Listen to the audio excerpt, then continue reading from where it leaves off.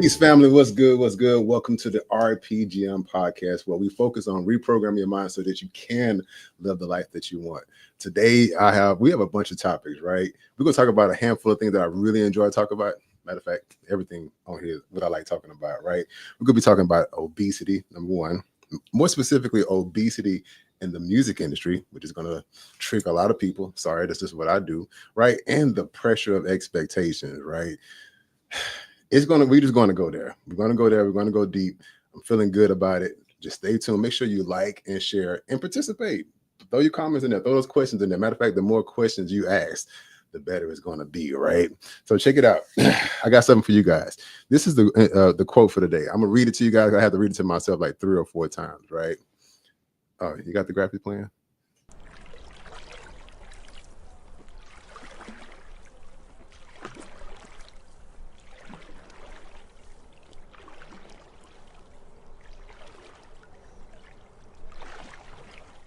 Read it 3 times to let it just marinate in my soul, right? What lies behind us, what lies before us are tiny matters compared to what lies within us. Man, I just want y'all to sit and think about that for a quick second, because a lot of time we be stressed out about the past, about the future, but the real thing is you. Everything in you is it. You are the thing. All right, let me stop. Y'all know I get too deep into it. All right, so let me bring on my guest, man. I'm crazy excited because, number one, this has been over 10 years in the making and in the waiting, right? So my brother, he is a personal trainer. He's an amazing father of 2 young kings. He's a bodyguard. He's a musician. He's a producer, and he's recently engaged. I want to welcome to the show my brother, Marcus Walker. Appreciate you, my brother. Man, we'll have to have you here, my brother. Yes, sir. All right, let's get our brains just into the mode of thinking and going. Right. So we got a brain teaser. They never give me the answer. They just give me the question, right? Okay. And right. I'm gonna give it to you. Right. You ready? Let's see it. All righty. What kind of band never plays music? Oh, I got that right off the bat. I'm gonna wait for a second though. Wait.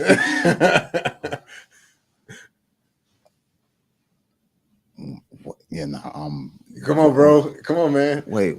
What kind of band never plays music? And I don't, by the way, just so y'all know, I did not get the answer. She did not give it to me. It just immediately popped in my head. Yeah, I'm bro, you smart, man. I know you know this. I am smart. Yeah. But what? Wait. And I know it's something so simple. Is it something simple, Bella? Okay, yeah, no. What is it? What is it? I'm going to guess and just say rubber band. You're correct. It's rubber band. Yeah, that boy Cole. Rubber. Okay. Rubber band. Yeah, I was like, oh, that's easy. Rubber band. Cool. Band. By the way, she did not tell me the answer. It just immediately popped out of my brain. All right, guys. So we did have somebody answer. Christina on YouTube. She answered rubber band. Christina, you looked that up. That's my sister. Okay, good. Rubber band. Got it there. Yes, we do. That's my little sister. Thank you, sister, for tuning in. Appreciate you. Mm-hmm. All right, we're gonna take a quick short break. All right. So, by the way, guys, make sure you please like, follow, and comment. Man, we about to have some dope topics. We're gonna have some amazing conversations. No filters at all. So if you get offended, it's okay. We're here to help you get to this next phase of life. We'll be right back.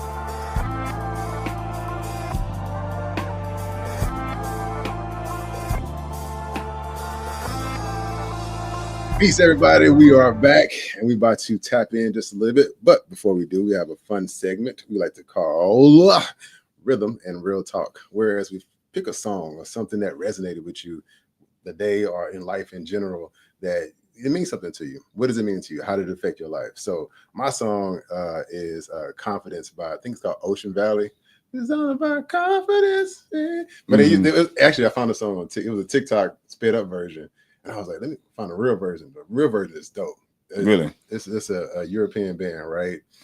Black singer, total white band. But they kind of remind me of a Hiatus Coyote, right? Okay, got you. But the song is just dope, bro. You know what I'm saying? So I listened to the words. I used to not listen to the words of the song. But I was like, listen to the words of the song. So his whole song is all about confidence, right? And he was like, basically, he wanted to get the girl, but he didn't have the confidence to talk to the girl. The girl noticed that he wasn't confident, so she left him alone, basically. And so now he was like, man, I realized it's all about confidence. So I just take that same mindset with everything. You just got to be confident in doing everything you're doing, man. So that's my song, man. You got something in your head? Oh, you know what, man? Actually, I do. Love Goes On, Earth, Wind, and Fire. Okay. Yeah, it's a B-side. A lot of people don't know about the B-side, but it's long story short is, man, love goes on. It always continues. Love always continues, man. You know, that with plus the orchestration and that once we get to the music side of it, but that song, I can listen to that song every day, all day, nonstop. That's what's up, man. That's what it's all about. Like I said, we look at life, and sometimes people don't pay attention to the small things, right? But it'd be the small things that make you like, why did I like that song? You know what I'm saying? What did it really mean to my life? Like, how did I apply this to my life? So it makes a whole lot of sense. All right. Let's get to the good stuff, bro.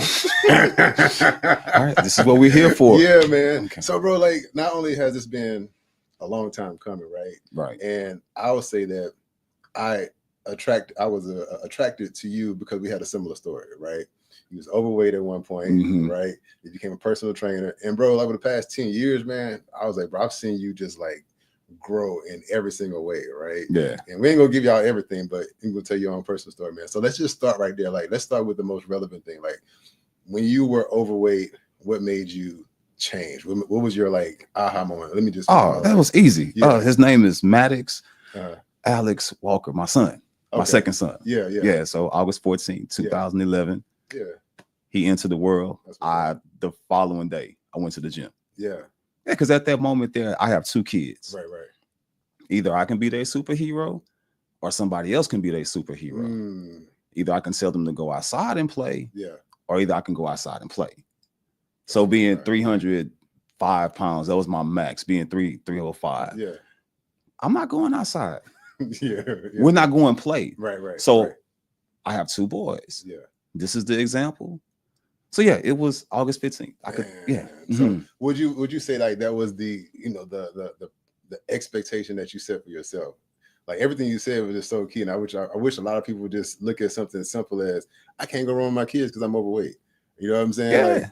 I want to be the superhero to my kids. So it was the expectation. Also, you know, once you have kids, you want them to have more than what you have.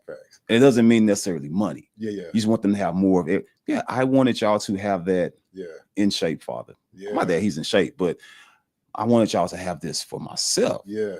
So it was my expectation. That's what's up, man. Yeah. So do you notice with your boys, they acknowledge you as their superhero? Because I got kids too, right? Because some of these kids are spoiled and they live in this expectation mindset. Boy. You know what I'm saying? Or more so entitlement mindset, right? So they don't appreciate you. I'm talking about my kids. Some of y'all spoil ass. But anyway, they don't. Yes. Right. They don't appreciate what you're trying to do for them. So your boys look like, this is from my observation. I never met them personally, but from my observation, it look like they really respect you. You know what I'm saying? I believe that they do. Yeah. Like that's my honest answer. Kids are kids. Yeah. So what one is we're all dealing with it, man. My kid, I tell mine, he's just so cool. The older one, he's so cool. So sometimes I don't even know. But we started this when he was a baby. Whenever I leave, man, I love you. Yeah. So that's our thing. So we've been doing this 15 years now. Wow. No matter what. Love you. Right. So he's accepting of it. We have no choice. Yeah. Both of them. Like you don't have a choice about this love. This is pure. You come from me. So yeah, I'm giving you what I want to give you. Let me ask you this, bro. Like, because you don't really hear that from a lot of black men. Yeah. Just being honest. You know what I'm saying? That's because we're not healed. So, I mean, yeah. So you were healed. And you had to go healing. Mm-hmm. So what was your going through phase before you became actually healed and being able to be the father that you are to your kids?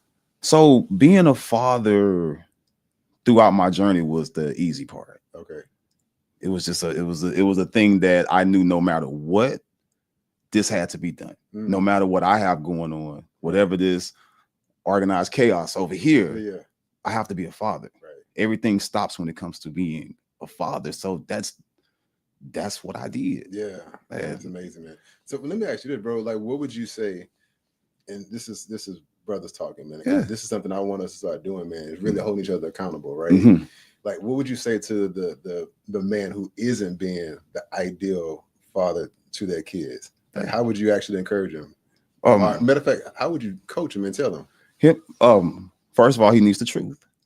The truth? So, the truth, yeah. You're not a good father. Yeah. You are now raising a statistic. And I'm telling you this in love. Yeah. Because if you're not raising them, something's raising your child. Right.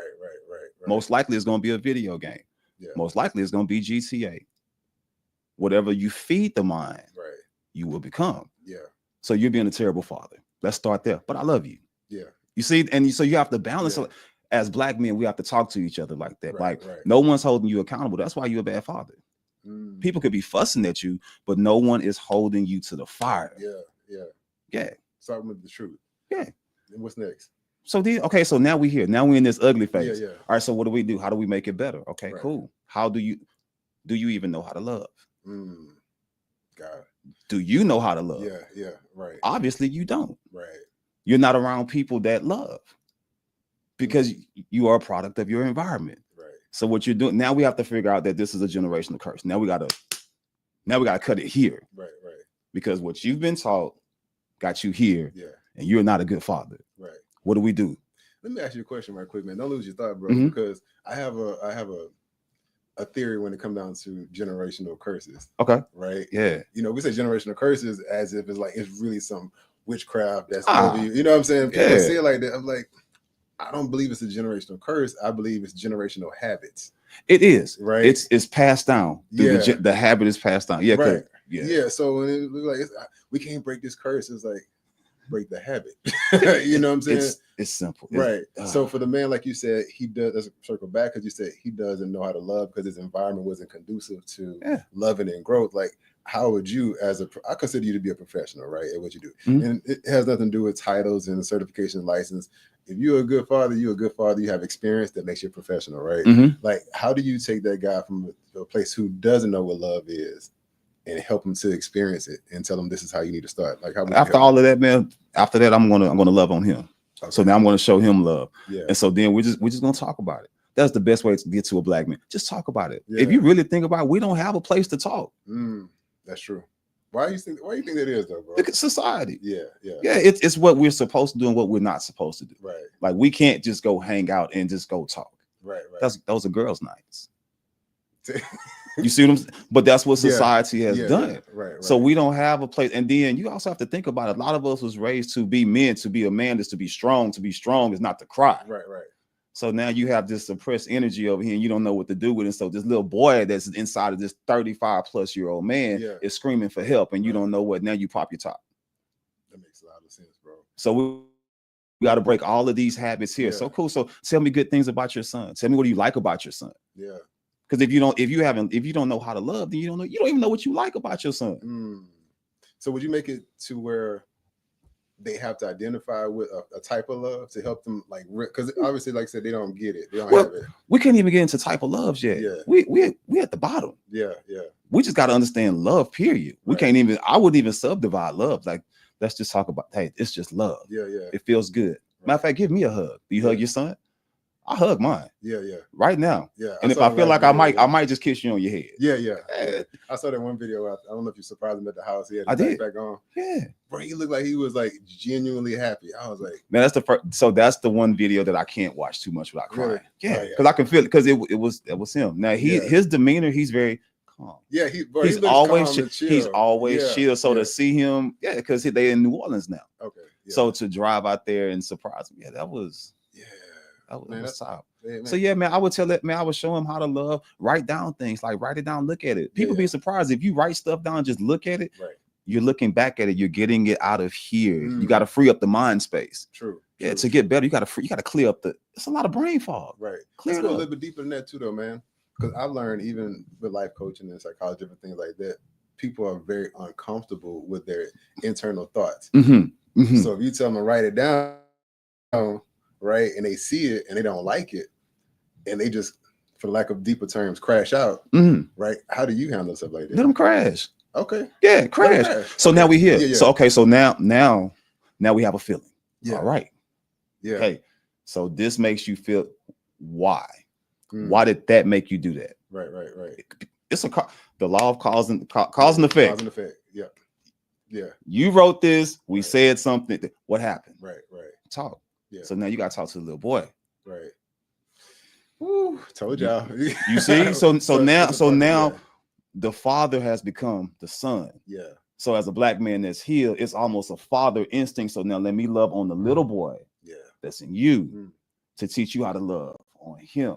So let's go back and talk about, okay, so that's what happened. Okay, well, you know that's not your fault. Yeah.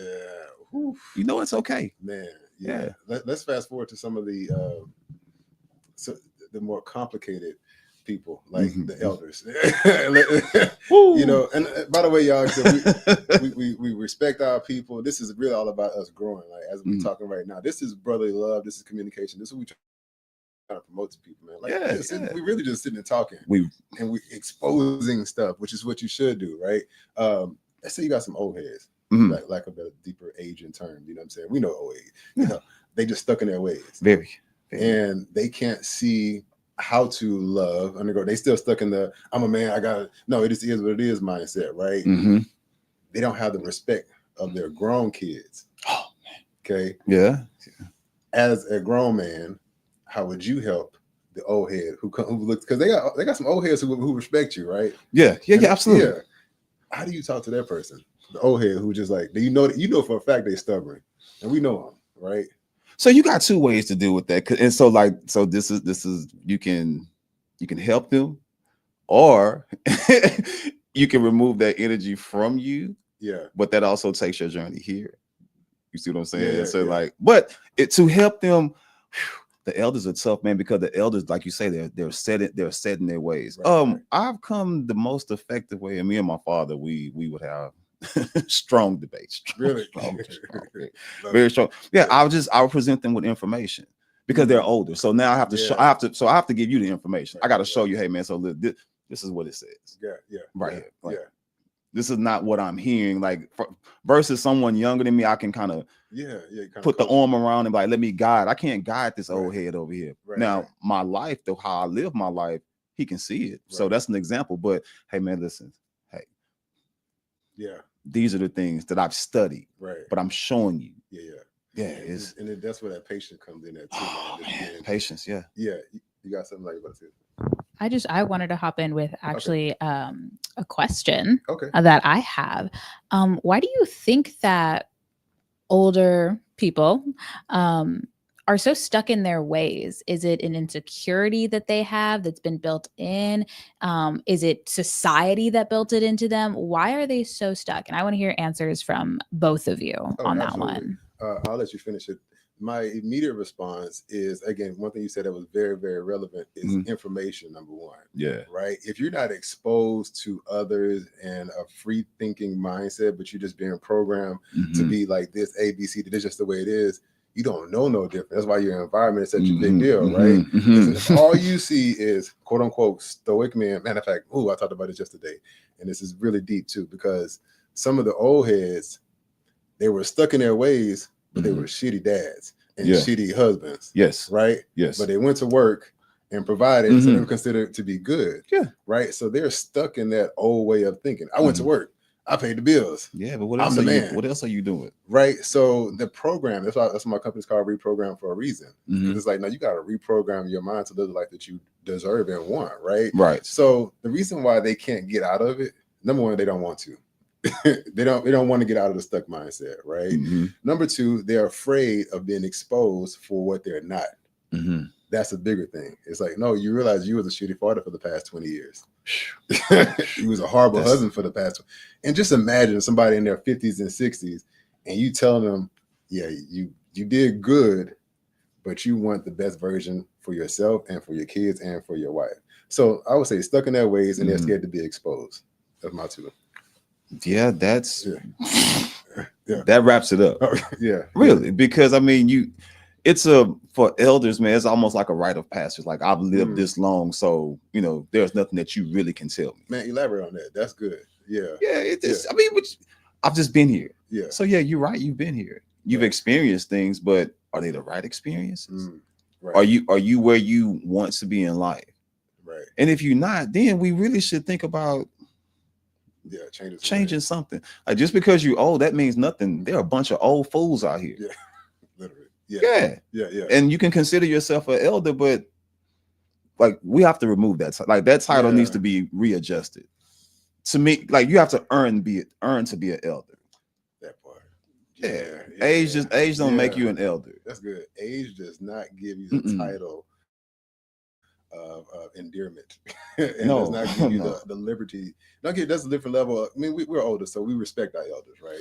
Yeah. This younger generation, not all of them, but some of them, they don't have the same respect we have for our elders. We just respect people because they were older. We get it. But you know what, man? It's like, you can respect them, but also I don't have to put you in a certain tier. There you go. Like, I have respect for you, but if I know for a fact that you don't know what you're talking about, I just respect you because of your age, not because of you can influence anything. Right. And they get offended by that. It's okay.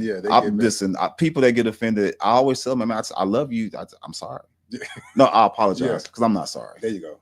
Man, words. I apologize. So much big time. God. Okay, we got to pivot because I know it's happening. Right. I can feel it. I can always tell when the time is running. But let's switch subject real quick. We don't have to stand there for long, but because we're both musicians, right? And we were in the industry. You've done a lot, man. Even as a musician, also as a bodyguard, right? So you've seen just about every type of musician there is, right? Yeah. And because we're in, and this is something that I talked about years when I first got into the music industry. I came back from LA. Matter of fact, true story, I can't talk too much about it, but I lost my main gig in LA because I was overweight, right? They wanted a particular look for a band. And that was my trigger. That was my second trigger. I had two triggers, but that was my second trigger. I was like, "Yeah, this will never happen again." Yeah. I can. Yeah. That hurts. Oof. Yeah, that hurts. Man, I'm talking about literally just like, "Hey, come on, let's talk." So we want to go with a different group, and I'm like, "Oh, I see it. I ain't no dummy. I act dumb on purpose. I see it. Yeah, they wanted a fit band. I get it. They wanted the drummer to look like this. I was like, gotcha, no problem. Right? Won't happen again." To this day, I'll make sure that you know what I mean. Yeah, for real. So you've seen the music industry, right? And we already know there's a lot of unhealthy habits that come with it, right? So I know it's a sensitive topic because we know people. Oh, it's not. Right? Yeah. So for some people, for me, it's not. Okay. Right? I'm good. How would you help the musician, the artist that you can clearly see needs help in the fitness and health area? Like, how would you help them out? So I'm a very honest person. I'm a very in your face type of person. Yeah. I mean, but you know my pedigree when it comes to that. And the only reason why I am is because I was fat. Right. So yeah, I'm not coddling any grown up that is overweight. I'm not coddling any grown up that's overweight because it's a decision that you make every time you pick up your fork, every time you pick up your spoon. So now, with that be, I want the people to understand. I'm not. So with them, man, it's like, you have to practice a certain amount of hours to get to a certain tier of musicianship. Right. Which requires a certain amount of discipline. Right. Period. Yeah. So you mean to tell me that you could do it for this and you can't do it for that? Yeah. So with musicians, I shake them up. You're gonna die. Period. Yeah. And if we're looking at the past, let's say past 5 years, we've lost some on each tier. We've lost some major work inside of the community, but you still want to be fat.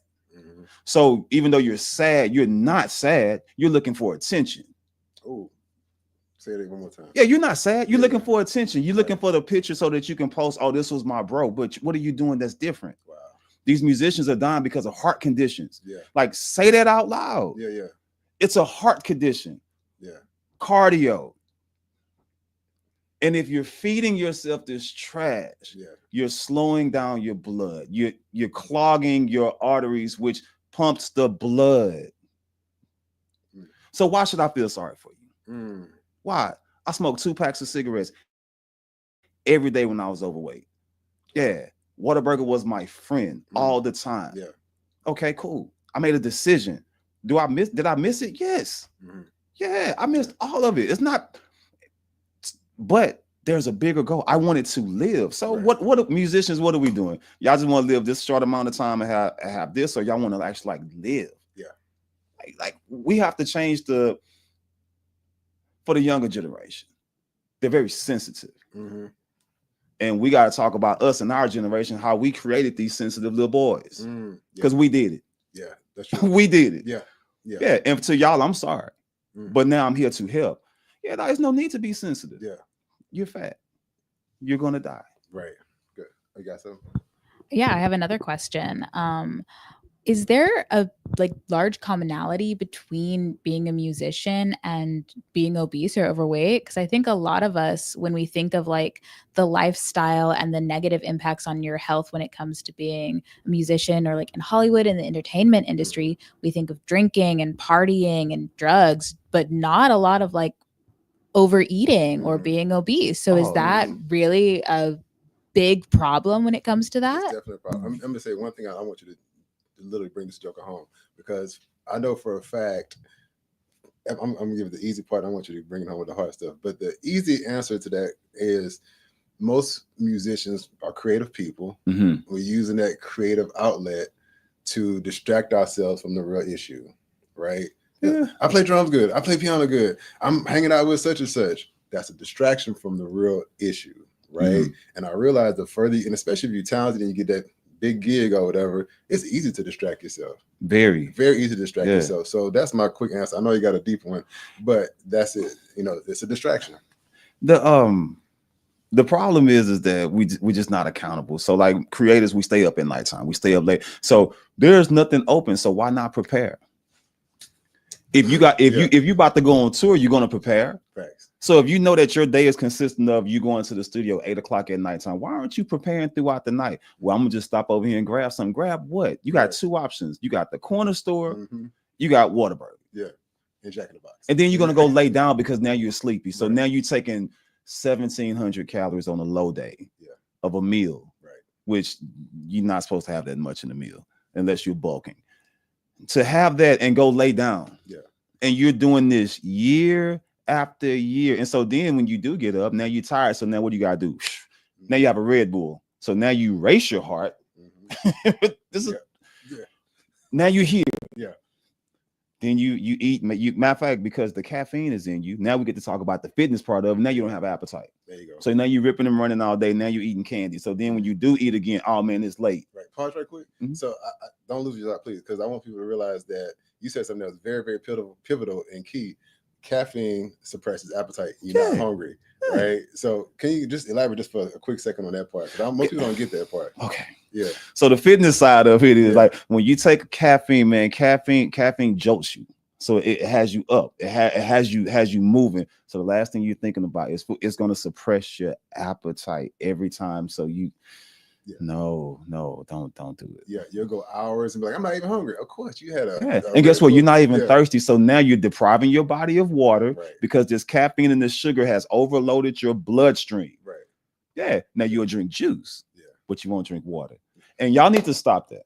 Stop with the I drink juice. Juice has more sugar than soda. So okay, I'm sorry. Go ahead. Continue. Go. Yeah. So so you have all of those things, right? You have all these things that you have to factor in, and you do it day after day after day after day after day. So then somebody died. Boom. Okay, cool. I'm so sad. Let me post something. Yeah. Oh, I'm grieving, man. You know. So now as a community, we're gonna do better for 5 days, and then it's right back. Boom. So you want to die? Yeah. I don't care what you tell me. You can give me a million excuses. You want to die. go pick your casket out. That's what I taught. Go pick it out. Yeah. Make sure that your kid is safe. So your kid is not important. So now you want to die. Yeah. And that's not. So now you have the food aspect. Let's not even take in the recreational drugs over here.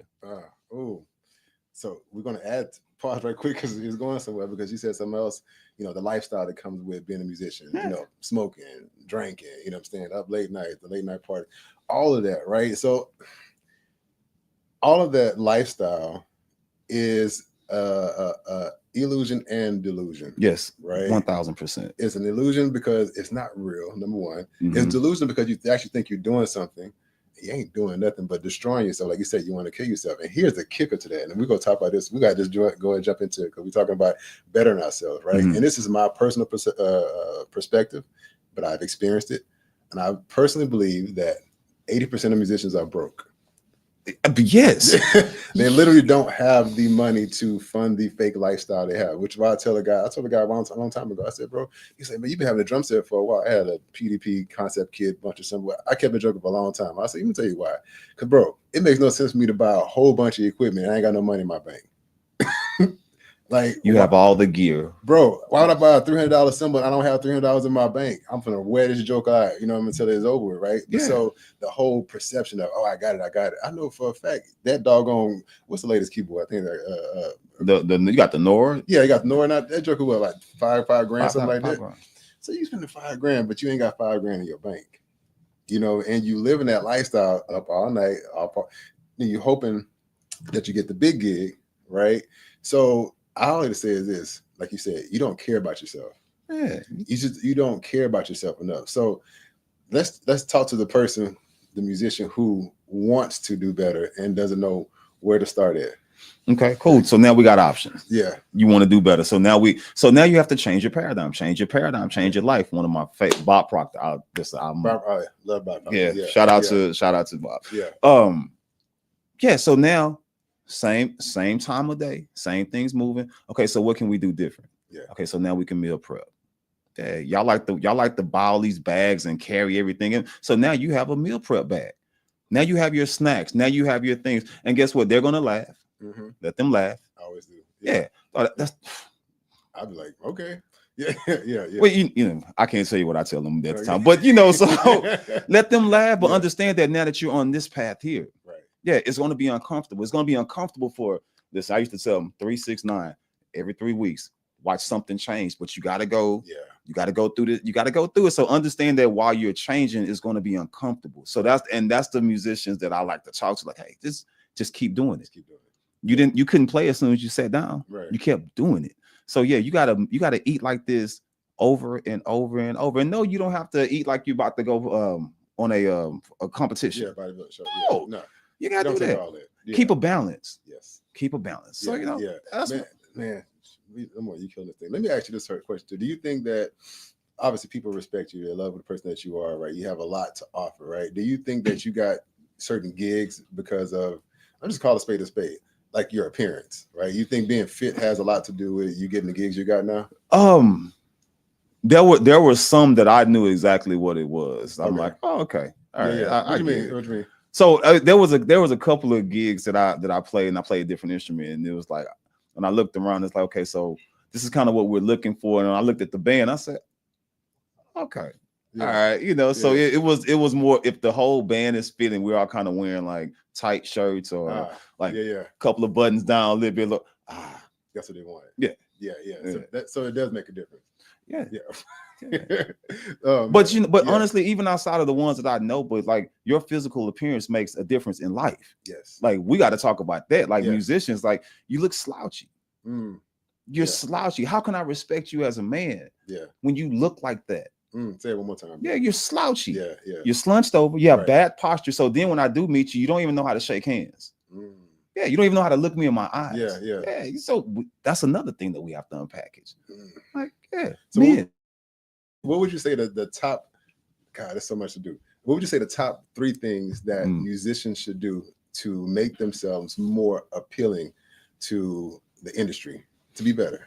Number one, like actually stick to a plan. Yeah. And what I mean by it, bro, and the thing is, they always say, bro, I want to come work out with you. No, you don't. I would dog walk you in here, and no one interrupts my sanctuary time. Yeah, because the gym is that's my therapy. Yeah, they're right there. Leave me alone. Yeah. So first thing I tell them, man, come up with a plan. And so I do reach out to musicians. So I tell them, hey man, 20 minutes on the treadmill. You don't have to go fast. You just gotta go 20 minutes. Right. After that, get you some 10-pound dumbbells. Yeah, we're not even doing a lot. Just press. Go home. Yeah, 35 minutes in the gym. Go home. Yeah, if you can just do that 3 times a week, I'm no high expectation. You got 7 days, so if you can just do it 3. Once you get that 3 down, it feels good. Add another. Yeah, let it become a routine. Yeah. What's number 2? Plan is number 1. What's number 2? 2, man, stop lying to yourself. Stop. Yeah. And what I mean by that is their excuses. Excuses are lies. Stop it. Yeah. Like you just stop. Look yourself in the mirror. Talk to yourself. Yeah. Look at yourself. Look at your soul. Right. Have a real good conversation with your soul, and make a decision that you want to be better. That's it. That's dope. Before you do number 3, we got some Q&As right quick. Okay. So we just have a few comments. We have Anthony Wilson Jr. from YouTube. This was when Marcus was talking about his trigger to go back to the gym. They don't know the struggle we endured. And then the real Miss Carter, she says, wow, this conversation is great. And she again says, this conversation is great. Dope. Yeah. Yes, it is. Yeah, this is the type of conversation that people should have, and they're very uncomfortable having, right? But we just bringing it to the forefront. Last thing. What was the last thing? Number 3 is treat your life like you treat your music. That's good. That's like a title. Because the thing is, like, you love music. Yeah. Yeah, but treat your life like that. Like, if you treat your life as much as you love that music, as much as you love buying that gear. Yeah. Imagine where you really could be. Right. Seriously. Yeah. That's a game changer, man. Yeah. That's not the type of book that you should write. And you know what? I'm going to write this book. I'm going to write this book. That actually sounds really, really dope, man. Let me ask you, because I know briefly, you are you still a security guard, a bodyguard? So I am, but that's just on the back burner right now because of man, when you change your paradigm, you can legit do whatever you want to. Man, tell us about that, because that honestly, because I do a lot of different things. So when I see people doing different things, it excites me. I was like, man, he was doing this, he was doing that, he was doing this. So like, me, man, I don't sit still for too long. Yeah, life is too short and too precious. And if I want to do it, I'm gonna do it. that's just what it is. So man, to change your paradigm, change your life. Pretty much what it is man, I wake up every day literally doing what I want to do. Right. And so what I mean by that is that, like, I have goals that they're already there. Yeah. And so I use my faith, and we need to talk about that too, because 90% of people don't have faith. Go ahead, go there right quick. Okay, so I was just having this conversation with my fiance, man. So when faith is literally trusting and believing, which means that you're using your mind and your vision to see it through. Right. The opposite of that is stress, because you don't believe. Yeah. So 90% of people don't activate their faith. Yeah. They say it, but they don't believe it. Yeah. Like, they don't want. No, because if you're overthinking and you're stressing, you've already canceled it out. Yeah. So when I change my paradigm, this is going to happen like this. And so my job now is to enjoy the journey. Yeah. Because it's going to happen. Why? Because it has no choice. Right. I've already aligned myself with everything I needed to align. Right. Yeah. And it will give you what you need. The desires of your heart. Yeah. That's what the Bible. And if we live it, the desires of my heart are this right here, these things right here. This is what I want. Okay, cool. And I'm going to go get it. Yeah. Here's the path, because I'm healed. Yeah. And I move in peace. God is love. I move in love. So I follow all of my standards. Yeah. That's what. So I don't have stress. I don't know what stress is. I promise you. So when people say, Marcus, you look different, I don't stress. I don't know how to, because I changed my paradigm. Yeah. Situations happen, but that's where you know what? I'm still on my journey. Yeah. Just happened, but I know I'm good. So now I keep it forward thinking, always forward thinking. That's real faith. All right, I got 2 things, and I'm about to wrap it up, but I got to ask this question, right? So the first question is, and keep it slightly short, because I know we can go deep with it. Okay. We gotta have a part 2, y'all. Obviously, we gotta have part 2. how important it is for a man to be dangerous. That's first question, and then give me your final thoughts. I'm sure wrap it up.